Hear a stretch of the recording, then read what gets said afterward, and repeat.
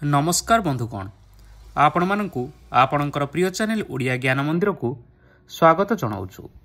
बंधुगण आज वीडियो माध्यम आम पवित्र सुदशा व्रत कहीं पालन करा जाए एवं एही वर्ष अर्थात वर्ष 2025 मसीह एही व्रत केउं दिन पड़ुअछि और यार शुभ समय केबे रहिछि एथि सहित आपण माने एही वीडियो माध्यम जानिबा पाई पाई परिबे कि एही सुदशा व्रत नवविवाहित महिला माने करिवे ना नाही। एथि सहित 10 अंक सहित एही व्रतर कौन सामंजस्य रहिछि एहार पौराणिक मत एवं विवाहित नारी मानक पाई एहार महत्व विषय संपूर्ण भाव में एही वीडियो माध्यम आमे आज आलोचना करिबा। शेष रे रहिछि माँ लक्ष्मींकर 10टी नाम एवं एही सुदशा व्रतर पूजा विधि एही दिन कौन करिवे और कौन करिवे नाही एथि सहित शुभ अशुभ राशिफल विषय रे आमे एही वीडियो माध्यम विस्तार रूपे जानिबा। ताहा पूर्व आपण मानकु अनुरोध एही वीडियो को गोटे लाइक करि नियंतु एवं जदि आपण माने एपर्यंत आम चैनल को सब्सक्राइब करि नांती ताहले वर्तमान ही सब्सक्राइब करि नियंतु।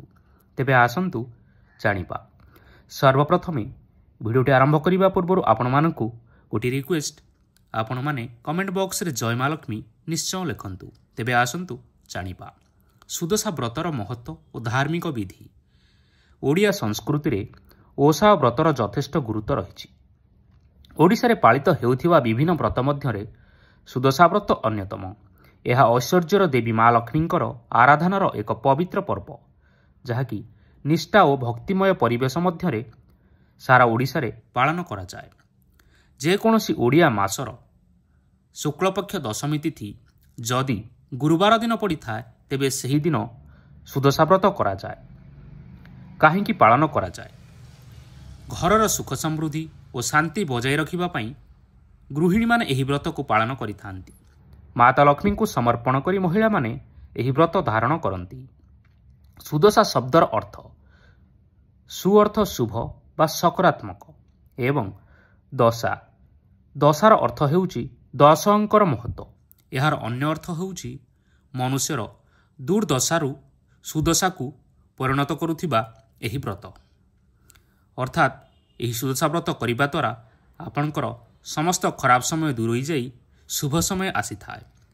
एबे आसंतु जानिबा 2025 मसीह सुदशा व्रतर तिथि और समय एवं केउं दिन एही व्रत पड़ुअछि बा पालन करिवे। बंधुगण एही वर्ष सुदशा व्रत अक्टोबर मास 2 तारिख गुरुवार दिन पड़ुअछि जहाँकि आश्विन मास शुक्लपक्ष दशमी तिथि। एही दिन दशहरा पर्व मध्य पड़ुथिबारु यह एक विशेष संजोग जहाँकि दीर्घ 81 वर्ष पर पड़ुछि एवं यह अत्यंत शुभ मध्य रहिबो। एबे आसंतु जानिबा शुभ समय विषय। दशमी तिथि आरंभ हेबार समय हेउछि 1 अक्टोबर 2025 बुधवार रात्रि 7:01 एवं एही दशमी तिथि समाप्ति हेउछि 2 अक्टोबर 2025 गुरुवार संध्या 7:10। तेणुक एबे आसंतु जानिबा केउं समय आपण सुदशा व्रत को पालन करिवे बा यार शुभ समय। एही व्रतर 2टी शुभ समय रहिछि। प्रथम शुभ समयटी हेउछि 2 तारिख अर्थात गुरुवार सकाळ 5:58 रु सकाळ 7:34 मध्य आपण माने करि परिबे। जदि जेकोसी लोक बा महिला एही व्रत एही समय पालन करि पारु नांती ताहले आउ गोटे शुभ समय सेमान मानक पई रहिछि जोटा कि दिन 1:58 रु आरंभ हेबो एवं दिन 3:34 मध्य शेष हेबो। एही समय मध्य आपण माने व्रत पूजा करी धारण करि परिबे।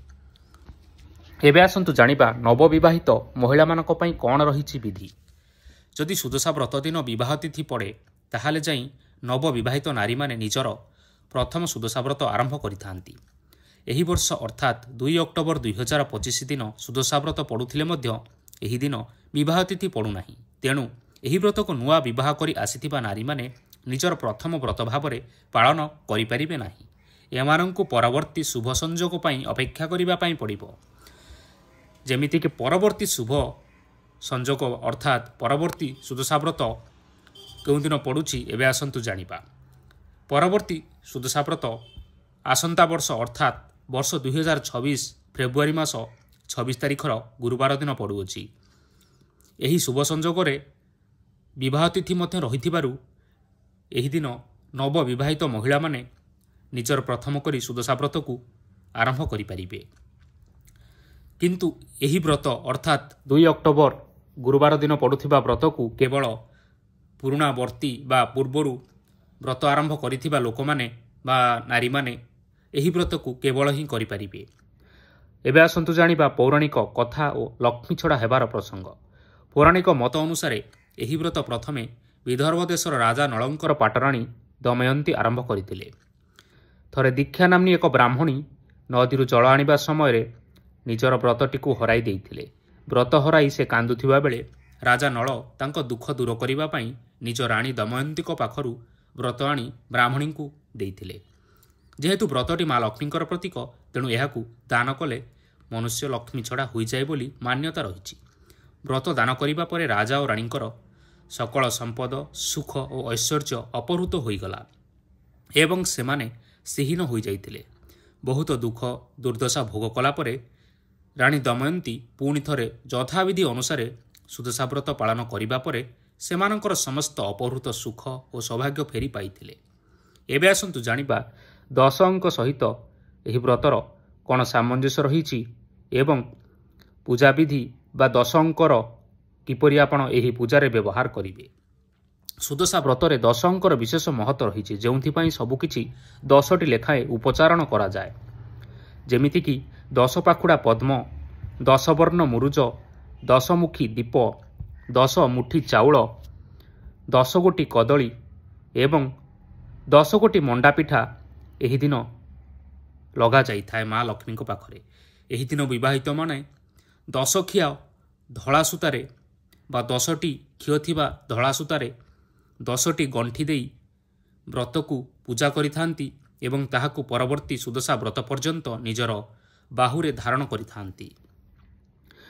ଏବେ ଆସନ୍ତୁ ଜାଣିବା ମା ଲକ୍ଷ୍ମୀଙ୍କର 10ଟି ନାମ, ଯେଉଁଗୁଡ଼ିକୁ ଆପଣ ବ୍ରତ ତିଆରି କଲାବେଳେ ଅର୍ଥାତ୍ ବ୍ରତ ପୂଜା କଲାବେଳେ ଉଚ୍ଚାରଣ କରିବା ଉଚିତ।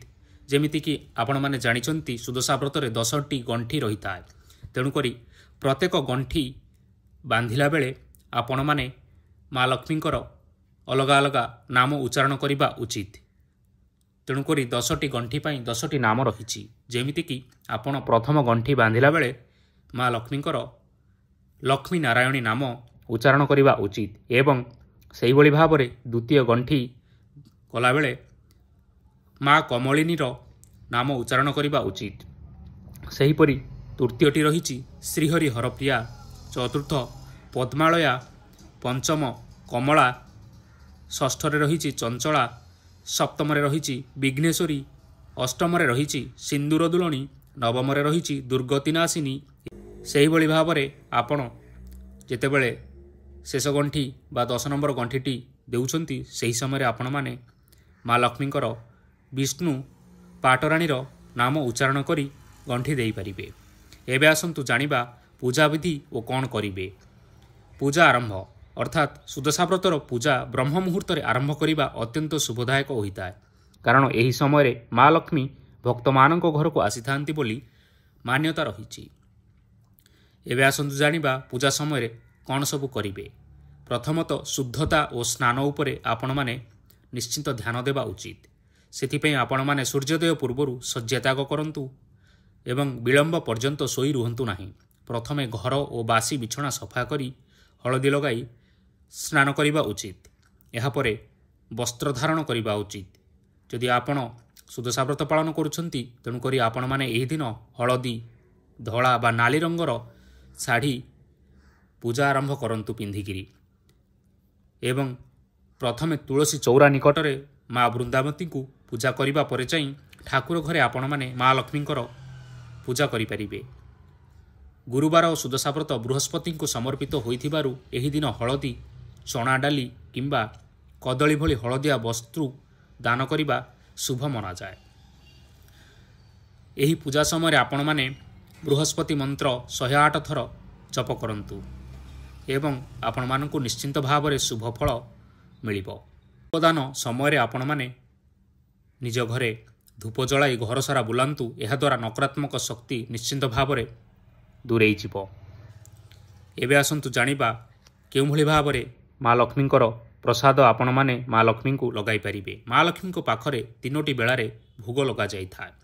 ତେଣୁକରି ପ୍ରଭାତ କାଳରେ ଅର୍ଥାତ୍ ସକାଳ ସମୟରେ 10 ପ୍ରକାର ଫଳ ଓ 10ଟି ଛେନାର ଭୋଗ ଲଗାଯାଏ ଏବଂ ମଧ୍ୟାହ୍ନ ସମୟରେ 10ଟି ମଣ୍ଡା ପିଠା ମା ଲକ୍ଷ୍ମୀଙ୍କ ପାଖରେ ଭୋଗ ଲଗାଯାଏ ଏବଂ ସନ୍ଧ୍ୟା ସମୟରେ 10ଟି ଛେନାପଣାର ଭୋଗ ଲଗାଯାଇଥାଏ। ଆପଣ ଆପଣଙ୍କର ସାମର୍ଥ୍ୟ ଅନୁସାରେ ମା ଲକ୍ଷ୍ମୀଙ୍କ ପାଖରେ ଏହିଭଳି ଭାବରେ ଭୋଗ ଲଗାଇ ପାରିବେ। ଗୁରୁତ୍ୱପୂର୍ଣ୍ଣ କଥା ହେଉଛି ମା ଲକ୍ଷ୍ମୀଙ୍କ ପାଖରେ ଲଗାଯାଇଥିବା ଭୋଗକୁ ନିଜ ପରିବାରର ଲୋକଙ୍କ ଛଡ଼ା ଅନ୍ୟ କୌଣସି ଲୋକଙ୍କୁ ବାଣ୍ଟିବେ ନାହିଁ। ଏବେ ଆସନ୍ତୁ ଜାଣିବା ଏହି ସୁଦଶା ବ୍ରତ ସମୟରେ ଆପଣମାନେ କ'ଣ କରିବେ ଅର୍ଥାତ୍ କ'ଣ କରିବେ ନାହିଁ। ପ୍ରଥମେ ତ ଘରକୁ ଭୁଲରେ ବି ଅନ୍ଧାର କରି ରଖନ୍ତୁ ନାହିଁ। ଏହି ଦିନ ଘରେ ଆମିଷ ରାନ୍ଧନ୍ତୁ ନାହିଁ କିମ୍ବା ଖାଆନ୍ତୁ ନାହିଁ। ଦଶମୀ ତିଥି ବୁଧବାର ଦିନରୁ ଆରମ୍ଭ ହେଉଥିବାରୁ ବୁଧବାର ଦିନ ମଧ୍ୟ ଆମିଷ ଭକ୍ଷଣ କରନ୍ତୁ ନାହିଁ। ବ୍ରତ କରୁଥିବା ନାରୀମାନେ ଉଷୁନା ଖାଦ୍ୟ ଖାଆନ୍ତୁ ନାହିଁ ଏବଂ ବ୍ରତ ପରବର୍ତ୍ତୀ ନିଷେଧରେ ମଧ୍ୟ ବା ବ୍ରତ ସରିଲା ପରେ ଆପଣମାନେ ମଧ୍ୟ ଉଷୁନା ଚାଉଳର ଭାତ ଖାଇବା ବାର୍ଜନୀୟ। ଅର୍ଥାତ୍ ଆପଣମାନେ ବ୍ରତର ପରଦିନ ଯାଇକରି ଆପଣମାନେ ଉଷୁନା ଚାଉଳର ଭାତ ଖାଇପାରିବେ। ଦିନ 12ଟା ପରେ କାହାକୁ ବି ଭିକ୍ଷା ଦିଅନ୍ତୁ ନାହିଁ ଏବଂ ଏଥିସହିତ କାହାକୁ ଟଙ୍କା ଧାର ଉଧାର ମଧ୍ୟ ଦିଅନ୍ତୁ ନାହିଁ। ଏପରି କଲେ ଘରୁ ଲକ୍ଷ୍ମୀ ଛାଡ଼ି ଚାଲିଯାଇଥାନ୍ତି। ସନ୍ଧ୍ୟା ସମୟରେ ମୁଣ୍ଡ କୁଣ୍ଡାଇବା ଓ ଶୋଇବା ନିଷେଧ। ଗୃହ ମଧ୍ୟରେ କଳିଝଗଡ଼ା କରିବା ନିଷେଧ। ପିଆଜ ରସୁଣ ଓ ମସୁର ଡାଲି ଖାଇବା ଏହି ଦିନ ନିଷେଧ। କଳା ରଙ୍ଗର ବସ୍ତ୍ର ବା ଲୁଗା ପିନ୍ଧିବା ମଧ୍ୟ ଏହି ଦିନ ନିଷେଧ। ଏବେ ଆସନ୍ତୁ ଜାଣିବା ଏହି ସୁଦଶା ବ୍ରତରେ କେଉଁ ସବୁ ରାଶିର ବ୍ୟକ୍ତିବିଶେଷମାନେ ଶୁଭ ଫଳ ପାଇବେ। ଜ୍ୟୋତିଷ ଶାସ୍ତ୍ରର ଗଣନା ଅନୁସାରେ ଏହି ସୁଦଶା ବ୍ରତ ପରଠାରୁ 8ଟି ରାଶି ଉପରେ ମା ଲକ୍ଷ୍ମୀଙ୍କର ବିଶେଷ କୃପା ବର୍ଷିବା ପାଇଁ ଯାଉଅଛି। ଆପଣମାନେ ଜାଣିଥିବେ ରାଶିଚକ୍ରରେ 12 ଗୋଟି ରାଶିମାନେ ରହିଛନ୍ତି, କିନ୍ତୁ ଏହି 12ଟି ରାଶିର ବ୍ୟକ୍ତିବିଶେଷମାନଙ୍କ ମଧ୍ୟରୁ କେବଳ 8ଟି ରାଶିର ବ୍ୟକ୍ତିବିଶେଷମାନଙ୍କ ଉପରେ ମା ଲକ୍ଷ୍ମୀଙ୍କର ଅଶେଷ କୃପା ରହିବ। ଏହାଦ୍ୱାରା ସେମାନଙ୍କର ଭାଗ୍ୟ ଖୋଲିଯିବ ଓ ପ୍ରଚୁର ଧନ ଉପାର୍ଜନର ଉତ୍ତମ ସୁଯୋଗ ମଧ୍ୟ ପ୍ରାପ୍ତ ହେବ। ଏବେ ଆସନ୍ତୁ ଜାଣିବା ମା ଲକ୍ଷ୍ମୀଙ୍କ କୃପାରୁ କେଉଁ ସବୁ ରାଶିମାନେ ଭାଗ୍ୟଶାଳୀ ରହିବେ। ସେହି 12ଟି ରାଶିର ବ୍ୟକ୍ତିବିଶେଷମାନଙ୍କ ମଧ୍ୟରୁ ପ୍ରଥମ ରାଶି ଅର୍ଥାତ୍ ଆମେ ଯେଉଁ କଥା ହେଉଥିଲେ 8ଟି ଭାଗ୍ୟଶାଳୀ ରାଶି, ସେମାନଙ୍କ ମଧ୍ୟରେ ପ୍ରଥମ ରାଶି ରହିଛି ମେଷ ରାଶି, ଦ୍ୱିତୀୟ ରାଶି ବୃଷ ରାଶି, ତୃତୀୟ ରାଶି କର୍କଟ ରାଶି, ଚତୁର୍ଥ ରାଶି କନ୍ୟା ରାଶି, ପଞ୍ଚମ ରାଶି ବିଛା ରାଶି, ଷଷ୍ଠ ରାଶି ଧନୁ ରାଶି, ସପ୍ତମ ରାଶି କୁମ୍ଭ ରାଶି ଏବଂ ଅଷ୍ଟମ ବା ଶେଷ ରାଶିଟି ହେଉଛି ମୀନ ରାଶି। ଏହି ରାଶିର ଲୋକମାନଙ୍କୁ ଭାଗ୍ୟର ପୂର୍ଣ୍ଣ ସହଯୋଗ ମିଳିବ। ବିଦେଶ ଯାତ୍ରାର ଯୋଗ ମଧ୍ୟ ରହିଅଛି ଏବଂ ଏହି ବିଦେଶ ଯାତ୍ରାରୁ ବିଶେଷ ଲାଭବାନ ହେବାର ସଂଯୋଗ ମଧ୍ୟ ରହିଅଛି। ନିଜର ବୁଦ୍ଧିମତା କାରଣରୁ ପ୍ରଚୁର ଧନ ଉପାର୍ଜନ କରିବେ। ଶିଳ୍ପ ବାଣିଜ୍ୟ ବ୍ୟବସାୟ ଓ ପରିବହନ ନିର୍ମାଣ କ୍ଷେତ୍ରରେ ଉନ୍ନତିମାନର ଫଳ ମଧ୍ୟ ପାଇବେ। ଏହି ଲୋକମାନଙ୍କର ଆଗାମୀ ଭବିଷ୍ୟତ ନିଶ୍ଚିନ୍ତ ଭାବରେ ସଫଳ ରହିବ। ଅଫିସର ଓ ସହକର୍ମୀମାନେ ଆପଣମାନଙ୍କର କାମର ପ୍ରଶଂସା କରିବେ। ପ୍ରିୟଜନମାନଙ୍କ ସହିତ ସମ୍ବନ୍ଧ ସୁଦୃଢ଼ ରହିବ। ଅଧିକ ପରିଶ୍ରମ କରିବା ଦ୍ୱାରା ପ୍ରଚୁର ଅର୍ଥ ଲାଭ କରିବାର ସୁଯୋଗ ରହିଅଛି। ବହୁତ ଦିନରୁ ଲାଗି ରହିଥିବା ଚିନ୍ତା ଓ ବିପଦରୁ ଆପଣମାନଙ୍କୁ ସମ୍ପୂର୍ଣ୍ଣ ଭାବରେ ମୁକ୍ତି ମିଳିବ।